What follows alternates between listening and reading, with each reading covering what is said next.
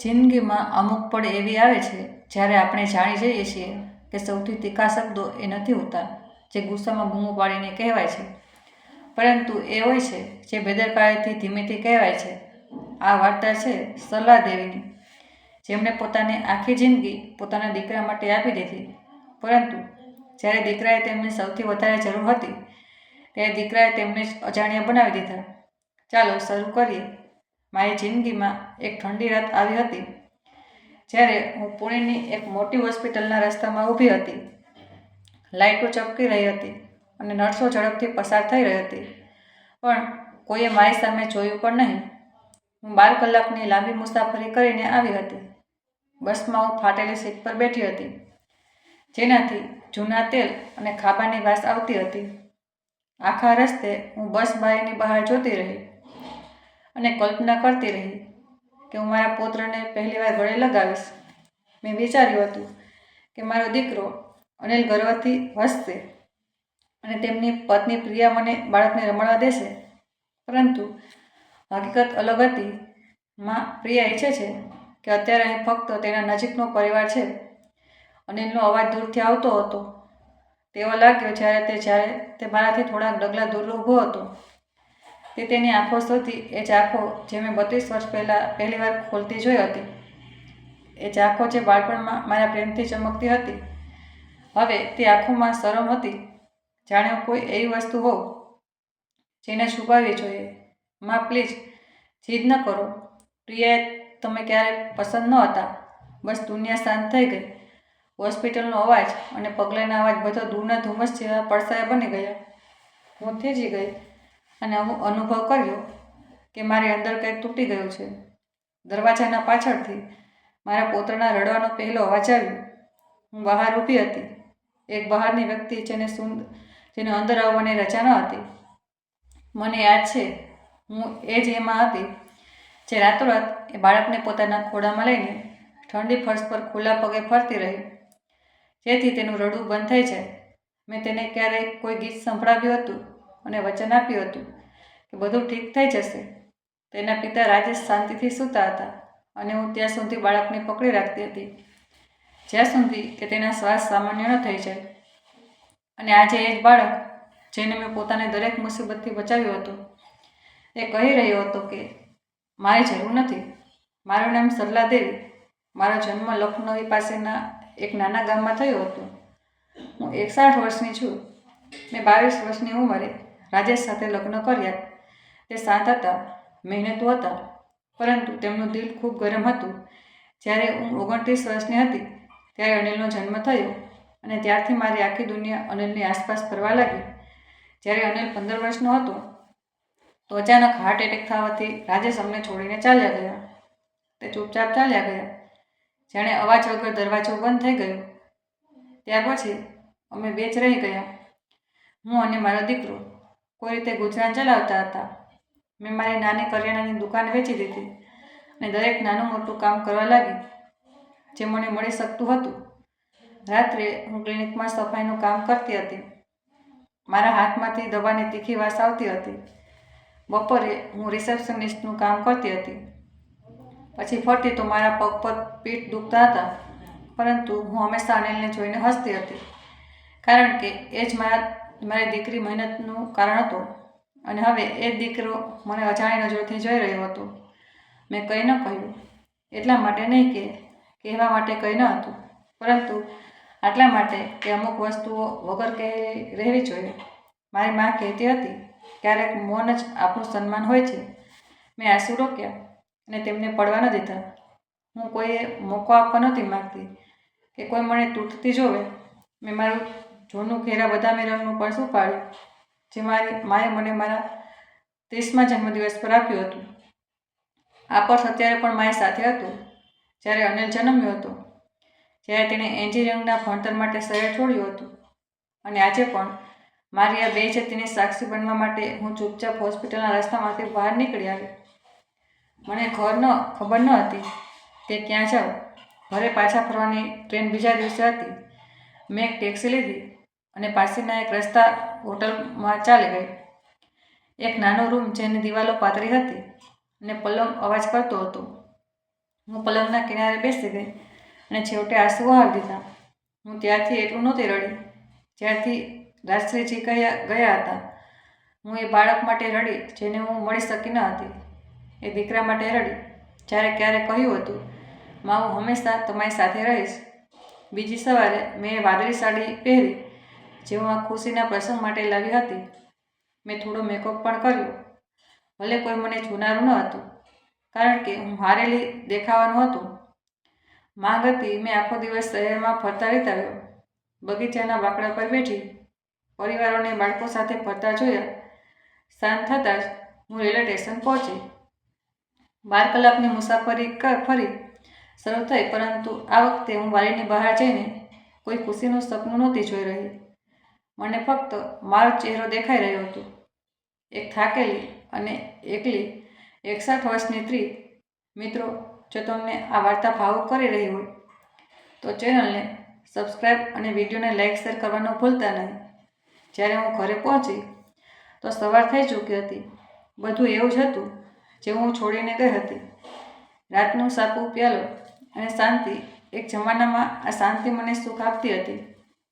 હવે આ એકલતા હતી. મેં મારું પર્સ લટકાવ્યું, ચા બનાવી અને રસોડાના ટેબલ પર બેસી ગઈ. એ ટેબલ જ્યાં ક્યારેક અનિલ મારી રાહ જોતો હતો. અમારા લગ્નના શરૂઆતમાં વર્ષો ખૂબ સુંદર હતા, જોકે સરળ ન હતા. અનિલનો જન્મ જુલાઈની એક તોફાની સવારે થયો હતો. રાજેશે મને હોસ્પિટલ પહોંચાડ્યા અને જ્યારે મારા શરીરને લાગ્યું જાણે ફાટી રહ્યું હોય ત્યારે મેં પહેલી ચીજ સાંભળી, દીકરો થયો. જ્યારે નર્સ તેને મારી છાતી પર મૂક્યો, તેનું નાનું એવું શરીર, તેના શ્વાસ, ત્યારે મેં જાણ્યું કે મારી જિંદગી બદલાઈ ગઈ છે. અમે તેનું નામ અનિલ રાખ્યું છે તેના દાદાજીના નામ પર, જે એક દયાળુ ખેડૂત હતા. અનિલ એક સારો બાળક હતો. જ્યારે તે 2 વર્ષનો થયો હતો તેને રસોડામાં મારી મદદ કરવી ગમતી હતી. એક નાની ખુરશી પર ઊભો રહીને મારી સાથે બેસનના લાડુ અને શક્કરપારા બનાવવાની કોશિશ કરતો હતો. લોટ બધી જગ્યાએ ઉડતો હતો, પણ અમે બંને હસતા હતા. જ્યારે અનિલ સ્કૂલ જવા લાગ્યો હતો, હું હંમેશા વાલી મિટિંગમાં હાજર રહેતી હતી. સ્કૂલના તહેવારો માટે હું ઘરનું બનાવેલું જમવાનું અને મીઠાઈઓ લઈ જતી હતી. તે એક હોશિયાર બાળક હતો, પણ જ્યારે 15 વર્ષની ઉંમરે રાજેશ અચાનક ગુજરી ગયા તો મારી દુનિયા વિખેરાઈ ગઈ. મેં દુકાન વેચી દીધી, દેવું એવું ચૂકવ્યું અને બચેલા પૈસા અનિલના ભણતર માટે રાખી દીધા. મેં કસમ ખાધી કે ભલે મારે ગમે તેટલી મહેનત કરવી પડે, મારા દીકરાને એ શિક્ષણ મળશે જેનું તે હકદાર છે. મેં સવારે 5 વાગ્યાથી રાતના 8 વાગ્યા સુધી 2 કામ કર્યા. મારા હાથ કઠણ થઈ ગયા, મારી પીઠ દુખતી રહેતી હતી, પણ અનિલ હંમેશા હસતો મારો ઇંતજાર કરતો હતો. તે સાંજે જ્યારે અમે રસોડાના ટેબલ પર સાથે જમતા હતા, મને લાગતું હતું કે બધું ઠીક થઈ જશે. અમે બંને એકબીજા માટે પૂરતા હતા. અનિલે શાનદાર માર્ક સાથે હાઈસ્કૂલ પાસ કર્યું અને તેણે પુણેની એક મોટી એન્જિનિયરિંગ કોલેજમાં એડમિશન મળ્યું. આ મારી સૌથી મોટી જીત હતી. તેણે વચન આપ્યું હતું કે તે એક મોટો પુલ બનાવશે અને તેનું નામ મારા અને રાજેશજીના નામ પર રાખશે. કોલેજના છેલ્લા વર્ષમાં તેણે મુંબઈમાં તકો શોધવાની શરૂ કરી દીધી. મને ડર લાગ્યો. મેં કહ્યું, આ ખૂબ દૂર છે. તેણે મારો હાથ પકડ્યો. માં, તમે મારા માટે બધું જ છો, પણ મારે મોટા થવું પડશે.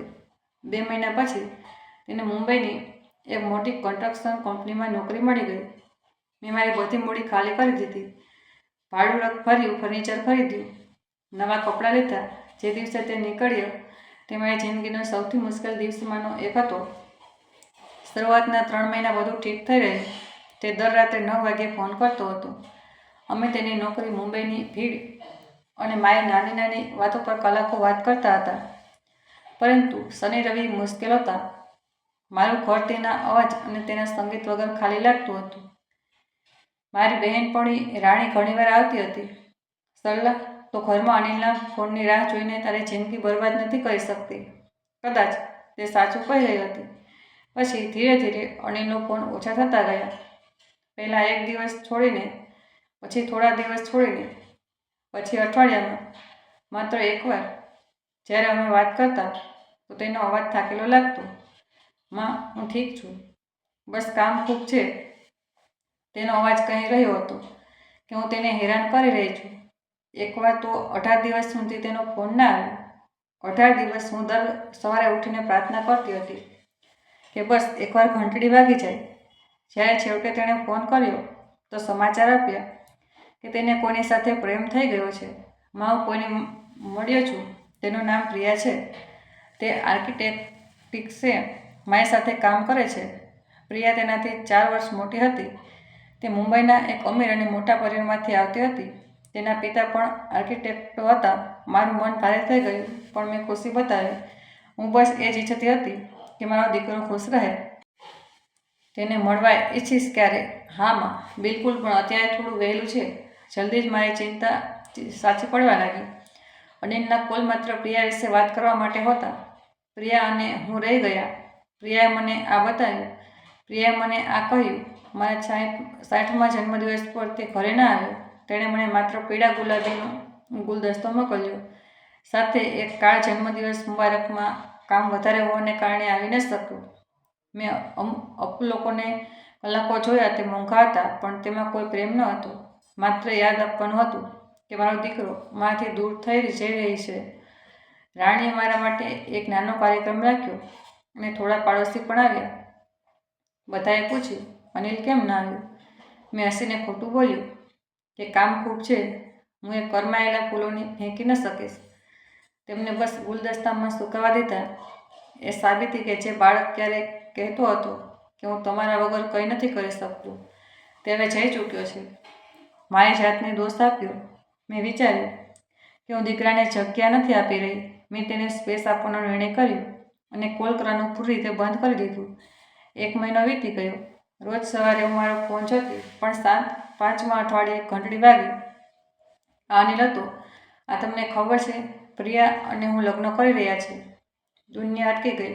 ખુશી પણ હતી, પણ ડરીએ કે આ બદલાવ ખૂબ ઝડપથી થઈ રહ્યો છે અને મારા માટે આ નવી જિંદગીમાં જગ્યા હશે કે નહીં.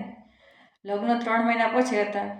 મુંબઈમાં માત્ર નજીકના લોકો સાથે તેણે કહ્યું કે તે મને બધી જાણકારી ઈમેલથી મોકલશે. ઈમેલ જાણે હું કોઈ દૂરની ઓળખાણ હોઉં. માં, પ્લીઝ શરૂ ન કરો. જ્યારે મેં થોડા સવાલ કર્યા તો તેણે કહ્યું, માં, અત્યારે મારી પ્રાથમિકતા પ્રિયા છે. આ સાંભળીને મારું દિલ તૂટી ગયું. આમંત્રણ પત્ર ઈમેલથી આવ્યો. તે સુંદર હતો. સોનેરી રંગમાં, પણ તેમણે માત્ર લખ્યું હતું, અનિલ શર્મા અને પ્રિયા થોમ્સ તમને પોતાના લગ્ન પ્રસંગે આમંત્રણ આપે છે. પ્રિયામાં એવી કોઈ વાત નહીં. મેં પ્રિન્ટ કાઢીને તેને ફ્રીજ પર ચોંટાડી દીધી. એ હિંમત કરીને પૂછ્યું કે શું પ્રિયાને લગ્ન પહેલાં મળી શકું છું? મુશ્કેલ છે માં, ખૂબ કામ છે. પ્રિયાની માં મદદ કરી રહી છે. પ્રિયાની માં મદદ કરી રહી છે, પણ હું નહીં. આ વાત વાગી ગઈ. અમે લગ્ન પછી મળી લઈશું. માં, જ્યારે બધું શાંત થઈ જશે. મેં અનુભવ કર્યો કે હું મારા દીકરાને જિંદગીના ખૂણે ધકેલાઈ રહી છું.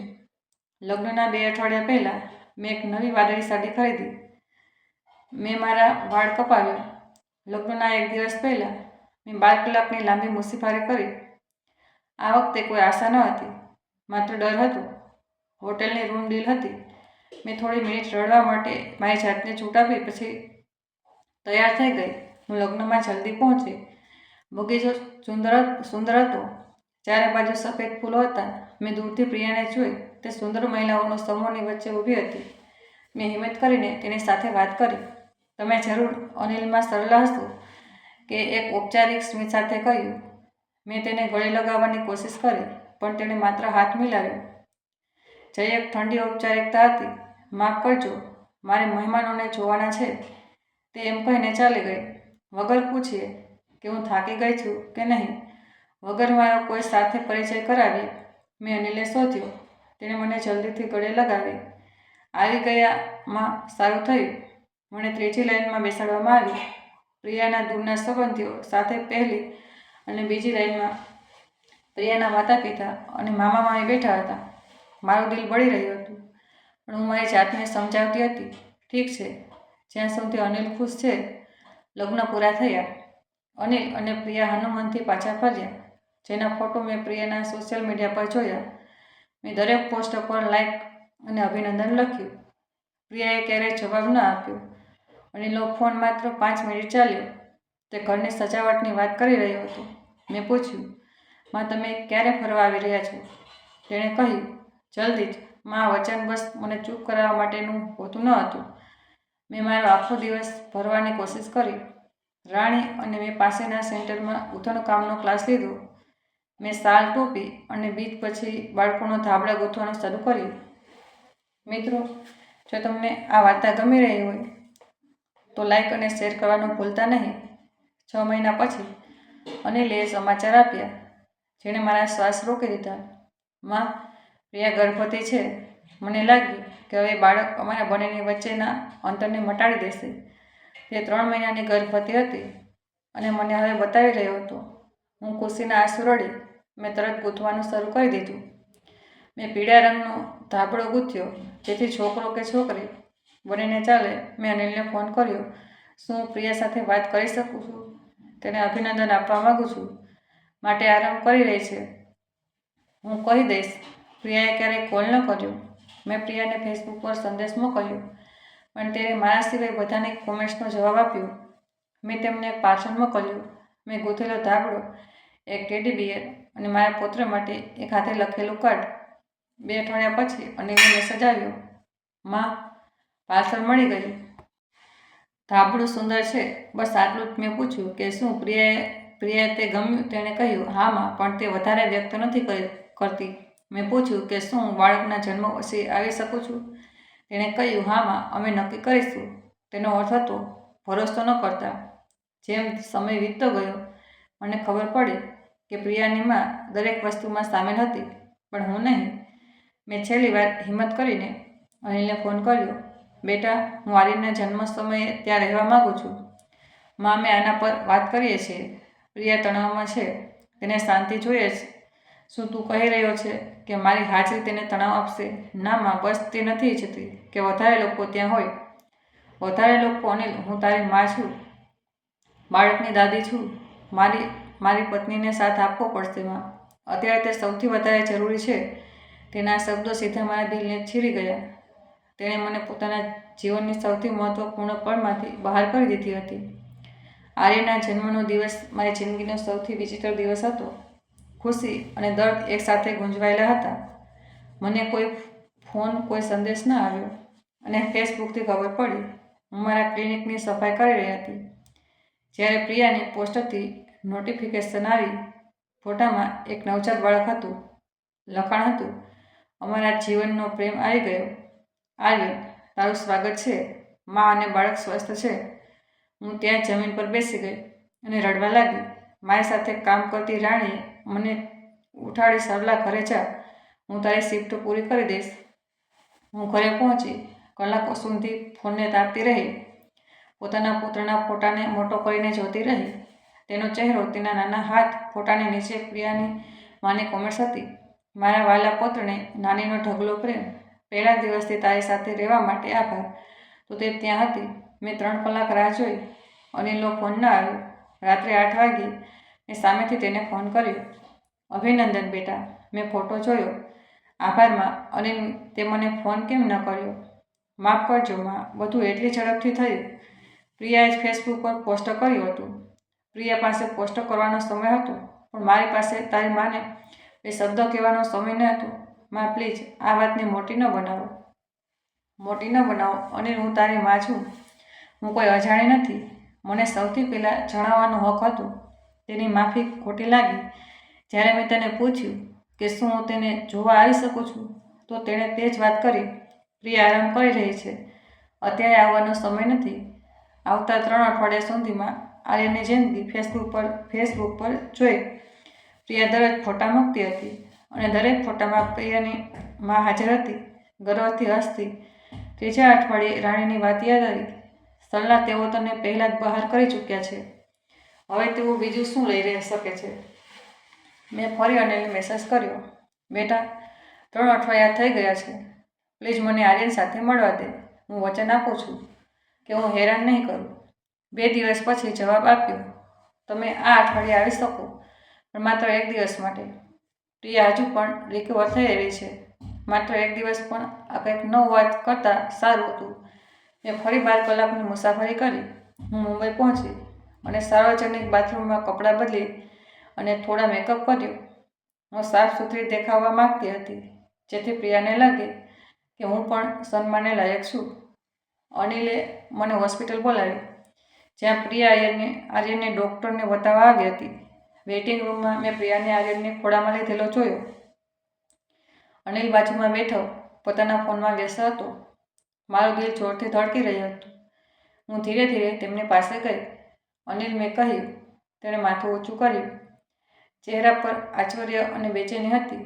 મેં પ્રિયાને કહ્યું, તું ખૂબ સુંદર છે. આર્યન, આભાર, તેણે કહ્યું, પોતાની આંખો મારા પર ટકાવીને. મારી સાડીથી લઈને મારા બૂટ સુધી કંઈક તપાસી રહી હતી. શું હું આને ખોળામાં લઈ શકું છું? મેં પૂછ્યું.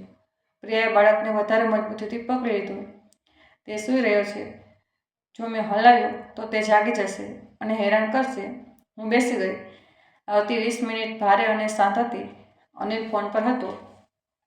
પ્રિયા સીધું જોઈ રહી હતી.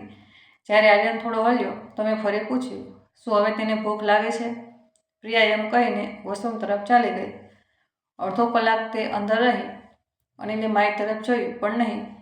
જ્યારે તેઓ ડૉક્ટરને મળીને બહાર આવ્યા તો મેં પૂછ્યું કે શું અમે તેમના ઘરે જઈ શકીએ? અનિલ અને પ્રિયાએ આંખો મિલાવી.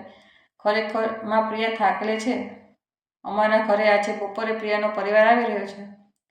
ખૂબ ભીડ હશે, તમે થાકી જશો. મેં અનિલને જોયો.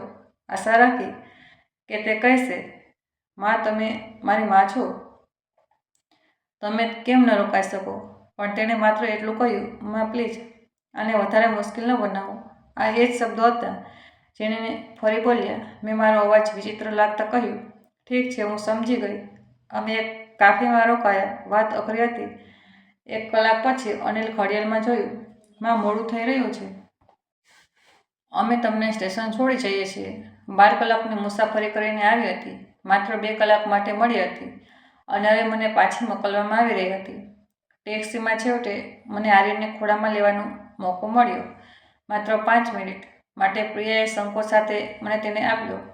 તેનું નાનું શરીર નરમ અને ગરમ હતું. તેમે તેને ઝૂમ્યો અને ધીમેથી કહ્યું, હેલો વાલા, હું તારી દાદી છું. હું તને ખૂબ પ્રેમ કરું છું.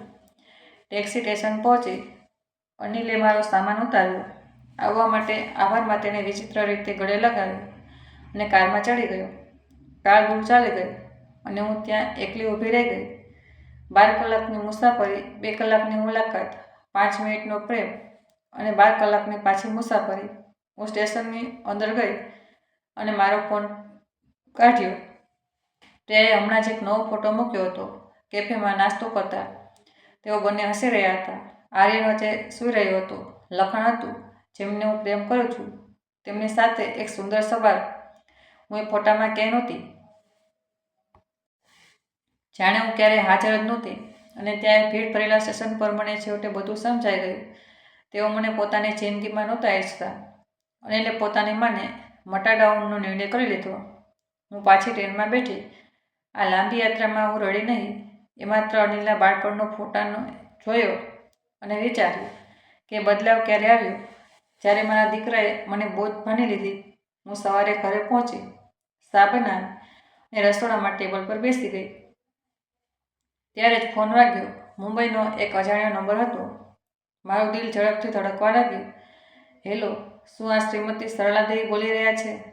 આ એક પ્રોફેશનલ બેદરકાર અવાજ હતો. હું સેન્ટ મેરી હોસ્પિટલના ફાઇનાન્સ ડિપાર્ટમેન્ટમાંથી બોલી રહી છું. તમારી વહુ શ્રીમતી પ્રિયા શર્માના ડિલિવરીની બિલની કંઈક ચૂકવણી બાકી છે. વીમાએ મોટાભાગનું કવર કરી લીધું છે, પરંતુ પ્રાઇવેટ રૂમ અને ખાસ દવાઓ માટે 8 લાખનું બિલ બેલેન્સ બાકી છે. તમારા દીકરા અનિલ શર્માએ ચૂકવણી માટે પોતાનો ફોન નંબર ઇમરજન્સી કોન્ટેક્ટ તરીકે લખાવ્યો છે. 8 લાખ? તેણે મને 3 અઠવાડિયાથી કોલ નહોતો કર્યો. મારા પુત્રના જન્મ પણ મારે દૂર રાખી હતી અને માત્ર 5 મિનિટ માટે પુત્રને ખોળામાં લેવા દીધું હતું. પરંતુ બિલ ચૂકવવા માટે તેણે મારો નંબર આપી દીધો હતો.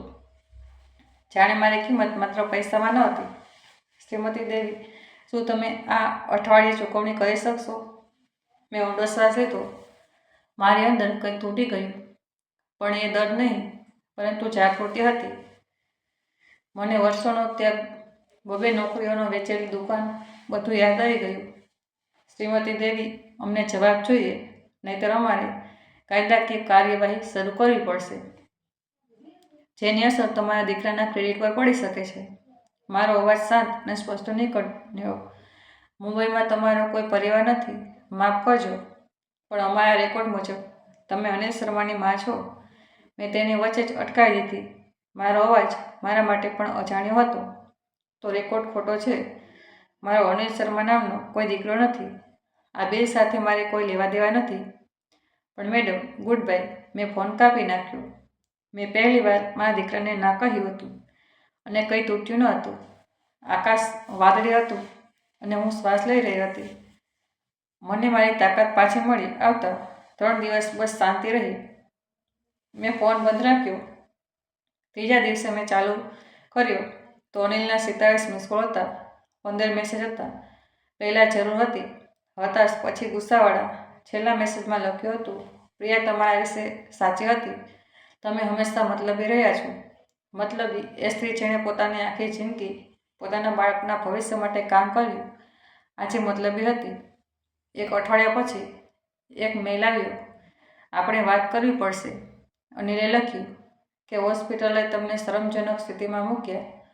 તેણે કહ્યું કે પિતા કહેતા હતા કે પરિવાર મુશ્કેલ સમયમાં એકબીજાની મદદ કરે છે, હંમેશા તમારી મદદ કરી છે, અને હવે જ્યારે મને તમારી જરૂર છે તો તમે આવું કહી રહ્યા છો. મેં વિચાર્યું કે કદાચ તે સાચું કહી રહ્યો હોય, પણ પછી મને એ લાઈન યાદ આવી, મેં હંમેશા તમારી મદદ કરી છે. તેણે મારી મદદ ક્યારે કરી હતી? જ્યારે તેના પિતા ગુજરી ગયા તો મેં જ અમારી જિંદગીને ફરી બનાવી હતી. છેલ્લા 2 વર્ષમાં જ્યારે હું એકલી હતી ત્યારે તેઓ મને આર્યનના જન્મથી બહાર કરી રહ્યા હતા. જ્યારે પ્રિયાએ અમારી સાથે અજાણ્યા જેવું વર્તન કર્યું ત્યારે તે ક્યાં હતું? હવે માત્ર પૈસાની જરૂર હતી અને હું અચાનક પરિવાર બની ગઈ હતી. મેં જવાબ આપવાનું શરૂ કર્યું. મેં દરેક દર્દને લખવા માંગ્યું, પણ છેવટે મેં માત્ર એટલું લખ્યું, અનિલ, તું એક વાતમાં સાચો છે. તારા પિતાએ શીખવ્યું હતું કે પરિવાર એકબીજાની મદદ કરવી જોઈએ, પરંતુ તેમણે એ પણ શીખવ્યું હતું કે પરિવારનો અર્થ છે સન્માન અને પર્વ. મેં તારી પાસે તારી જિંદગીમાં જગ્યા માંગી હતી, પોતાના પુત્રને જોવાની ભીખ માંગી હતી. તે મને દખલગીરી કરવા વાળી કહી હતી, મને બોજ કહી અને કહ્યું કે તને ઘરમાં શાંતિ જોઈએ છે. હું 12 કલાકની મુસાફરી કરીને આવી.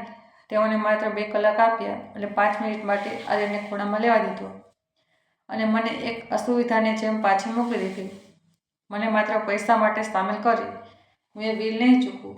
એટલા માટે નહીં કારણ કે હું તારાથી કે આર્યનથી પ્રેમ નથી કરતી એટલું, પરંતુ આટલા માટે કારણ કે હું તને એ રજા નથી આપી શકતી કે તું મારી કિંમત માત્ર પૈસામાં લગાવે. હું તારી માં છું અને મને સન્માન જોઈએ છે. ક્યારેક તું મારી સાથે સાચો સંબંધ ઈચ્છતો હોય તો જ્યાં મારી પણ કિંમત હોય તો હું અહીં રહીશ. ત્યાં સુધી હું તને શુભકામનાઓ આપું છું. 2 કલાક પછી જવાબ આપજો. મને વિશ્વાસ નથી આવતો કે તમે કેટલા મતલબી છો. પ્રિયા, તમારા વિશે શરૂઆતથી જ સાચી હતી. અલવિદા. બસ આટલું જ આવતા થોડા મહિના અનિલનો કોઈ ફોન કે મેસેજ ન આવ્યો. મેં પણ પહેલ ન કરી. થોડી રાતો મુશ્કેલ હતી, પણ રાણીએ મને સંભાળી. સલાહ તે ખોટું નથી કર્યું, તે બસ તારી સીમા નક્કી કરે છે. મેં ધીરે ધીરે શાંતિ અને જીવવાનું શીખી લીધું. મેં ફેસબુક જોવાનું બંધ કરી દીધું. આર્યનના ફોટા જોવાનું બંધ કરી દીધું. મેં ગોથણકામનો ક્લાસ શરૂ કર્યો. સવારે ચાલવા લાગી અને જૂના પુસ્તકો વાંચવા. ધીરે ધીરે મને શાંતિ મળવા લાગી. મિત્રો, જો તમને આ વાર્તા પસંદ આવી હોય તો વિડીયોને લાઈક, શેર કરવાનું અને ચેનલને સબસ્ક્રાઈબ કરવાનું ભૂલતા નહીં. 6 મહિના પછી રાણીએ મને પૂછ્યું, શું તને પછતાવો છે? મેં ખૂબ વાર સુધી વિચાર્યું, પછી કહ્યું, ના. કેમ નહીં? કારણ કે મેં મારી જિંદગીમાં પહેલીવાર મારી જાતને પસંદ કરી છે, અને આ એ સંબંધથી વધારે કિંમતી છે જેના માટે મારે ભીખ માંગવી પડે. પરંતુ આપ સૌ જાણો છો, જિંદગી આપણને હંમેશા હેરાન કરે છે. ઠીક જ્યારે હું હળવી અને શાંત અનુભવવા લાગી હતી ત્યારે ફોન વાગ્યો. એકવાર ફરી મુંબઈનો નંબર હતો. હેલો, શું આ શ્રીમતી સરલા દેવી બોલી રહ્યા છે? હું સેન્ટ મેરી હોસ્પિટલથી સામાજિક કાર્યકર્તા બોલી રહી છું. તમારી વહુ પ્રિયા થોમસને 2 દિવસ પહેલાં ઇમરજન્સી દાખલ કરવામાં આવ્યા છે. તેમને ગંભીર માનસિક તણાવ અને ડિપ્રેશન થયું છે. તે સ્થિર છે, પરંતુ અમારા બાળકની દેખરેખ માટે પરિવારના કોઈ સભ્યની જરૂર છે. આર્યન 1.5 વર્ષના તમારો પુત્ર તેમની સાથે અહીં છે, પરંતુ તો અમારો દીકરો પત્ની અને બાળક બંનેની દેખરેખ નથી કરી શકતો. પ્રિયાના માતા પિતા સાથે પણ તણાવ ચાલી રહ્યો હતો. બધું તૂટી ચૂક્યું છે. તમે તેમની છેલ્લી આશા છો. હું શાંત રહી 1.5 વર્ષ સુધી કોઈ વાત નહીં, કોઈ મુલાકાત નહીં, અને હવે તેમની મારી જરૂર હતી. શું તમે બાળકોને લેવા આવી શકો છો? મેં આર્યન વિશે વિચાર્યું, જે આ બધા તણાવમાં નિર્દોષ હતો. મેં અનિલ વિશે વિચાર્યું, જાણે મને ઈજા પહોંચાડી હતી. પછી મેં મારા વિશે વિચાર્યું, એ સ્ત્રી જેણે 1 વર્ષ પોતાના શાંતિને પાછી લાંબવામાં લગાવ્યું હતું. પછી મેં મારો નિર્ણય કર્યો. હું જઈશ, કારણ કે તે મારો પૌત્ર હતો. પણ આ વખતે મારી શરતો પર મેં રથની ટ્રેન પકડી. આ 12 કલાકની મુસાફરી અલગ હતી. હું ભીખ માંગવા નહોતી જઈ રહી, હું મારી મરજીથી જઈ રહી હતી. જ્યારે હું હોસ્પિટલ પહોંચી, અનિલ વેઇટિંગ રૂમમાં બેઠો હતો, થાકેલો, ઉદાસ જેવું જ. તેણે મને જોઈ તે તૂટી ગયો અને તેણે મને ગળે લગાવી લીધી. માં, મને માફ કરી દો. તમે દરેક વાત પર સાચા હતા. મેં માત્ર તેના ખભા પર હાથ રાખ્યો. રસ્તામાં તેણે મને બધું જણાવ્યું. નોકરી ચાલી ગઈ. પ્રિયાના માતા પિતા સાથે રહેવા લાગ્યા. અને પછી પ્રિયાનું ડિપ્રેશન. જ્યારે હું કેર સેન્ટર પહોંચી, આર્યન નાની કારથી રમી રહ્યો હતો. તેણે ઉપર જોયું. મેં પાસે જઈને કહ્યું, હાય આર્યન, હું છું તારી દાદી. તે નાનો શરમાળ બાળક મારા ગળે લાગી ગયો, અને એ પળે મારી અંદર કંઈક ઠીક થઈ ગયું. આવતા થોડા મહિનાઓ સુધી મેં આર્યનની દેખરેખ કરી. જ્યારે પ્રિયાની સારવાર ચાલી રહી હતી અને અનિલ નાના મોટા કામ કરી રહ્યો હતો. એ 2 અઠવાડિયા પછી, જ્યારે પ્રિયાને રજા મળી, તેણે મને જોઈને આંસુ વહાવી દીધા. મને માફ કરી દો. હું ડરેલી હતી કે હું એટલી સારી નથી અને તમે મને જજ કરશો. મેં તેને એક મોકો આપ્યો. આ સરળ નહોતું. દર્દભરી વાતચીત થઈ, આંસુ વહાવ્યા, પણ અમે સન્માનના પાયા પર પોતાના સંબંધને ફરીથી બનાવતા શીખ્યું. અનિલે શીખ્યું કે લગ્ન પરિવારને બહાર રાખીને નથી ચાલી શકતા. પ્રિયાએ શીખ્યું કે અહંકાર અને ડર બધું જ બરબાદ કરી શકે છે. અને મેં શીખ્યું કે મારી કિંમત એ વાત પર આધાર નથી રાખતી કે બીજાને મારી કેટલી જરૂર છે, પરંતુ એ વાત પર રાખે છે કે તેઓ મારું કેટલું સન્માન કરે છે. અનિલે પોતાની ખુશીને દૂર રાખીને લગભગ બધું ગુમાવી દીધું. અને ત્યારે તેણે અનુભવ કર્યો કે પ્રેમ કરવાવાળાને બહાર કરવાથી માત્ર એકલતા આવે. છેવટે ન્યાય બદલાવથી નહીં, પરંતુ સબકથી મળ્યો. અનિલે શીખ્યું કે સન્માન કમાવામાં આવે છે, માંગવામાં નથી આવતું. અને મેં શીખ્યું કે ગરિમા સાથે છોડી દેવું હતાશ થઈને છોટી રહેવા કરતાં કે વધારે તાકાતવર હોય છે. હવે આર્યન 4 વર્ષનો થઈ ગયો. જ્યારે પણ હું જઉં છું, દોડીને મારી પાસે આવે છે. મારે હવે ગળે મળવાની ભીખ નથી માંગવી પડતી. હું તેની દાદી છું, અને એ જ પૂરતું છે.